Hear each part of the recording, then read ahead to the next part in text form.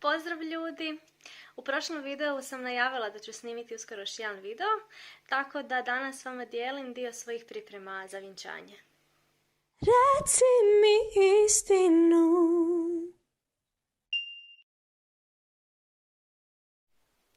Prva stvar koju ću s vama podijeliti je kako sam radila ove pozivnice, odnosno pečatirala ih, tako da slijedi video isječak.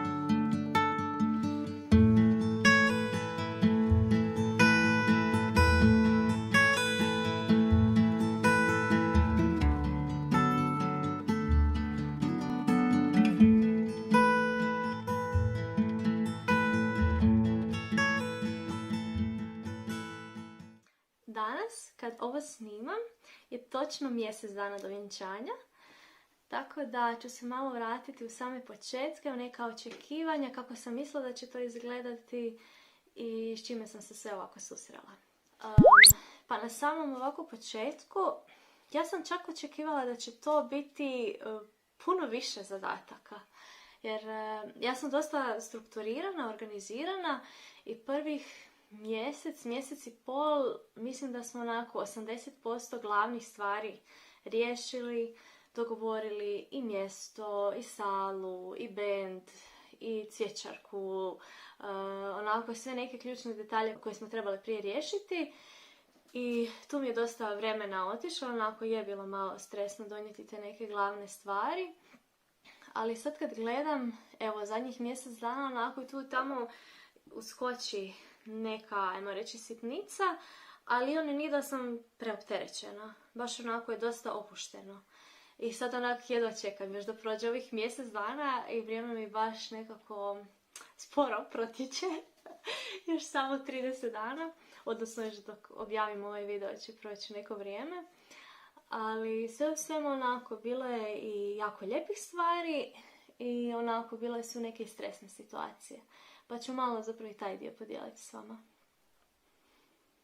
Jedna stvar za koju bi rekla da je onako ne pod našom kontrolom, i to ćemo tek vidjeti naravno kad prođe vjenčanje, je to da sa puno ljudi mi tu surađujemo i izvan naše su kontrole kako će to sve ispasti, je li ta usluga vrijedna tih novaca, hoćemo li zapravo na koncu biti zadovoljni sa svim tim.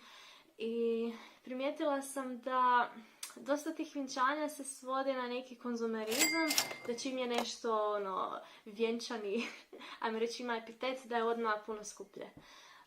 Tako da taj dio financija u jednom trenu onako smo baš stali i sad razmislili koji je naš budžet, u što ćemo uložiti više, u što ćemo dati manje novaca, hoćemo li uspjeti biti na nuli, to je neki faktor koji onako može biti malo stresan.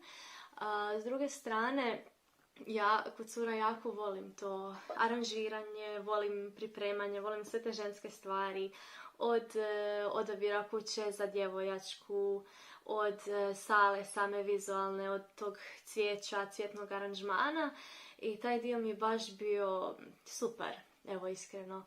Onda naravno i pronalaska vjenčanice, to je onako baš nešto, jedno iskustvo u životu koje ću imati i isto onako još ne znam kako će to biti, s obzirom da sam stavila malo na služavanje vjenčanice, pa onda još čekam taj dio i veo, ne znam kakav će još biti, ali baš onako je zanimljivo, eto, novo iskustvo.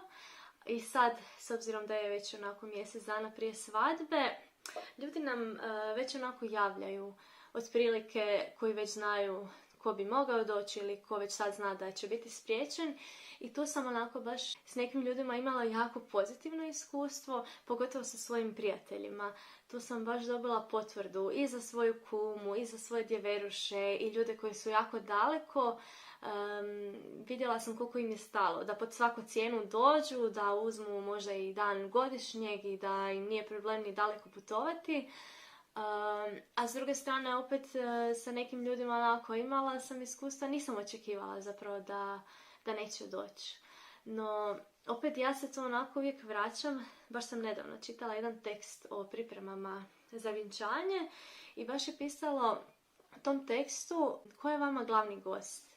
Ono kao, dajte se, fokusirajte na Isusa, na to da on bude tu počasni gost i da se sve vrti oko tog glavnog sakramenta, a ne da se mi sad stresiramo oko tih detalja, oko organizacije, što stvarno je u jednu ruku i važno, ima jako puno stvari koje moramo dogovoriti, ali fokus je na nama dvoma i da još više i bolje se upoznamo i pripremimo tako da nam brak bude još plodonosniji. To je to od današnjeg videa. Ako vam se svidio, lajkajte ga, slobodno mi ostavite pitanja neka u komentari ili prijedloge za nove videe i gledamo se uskoro.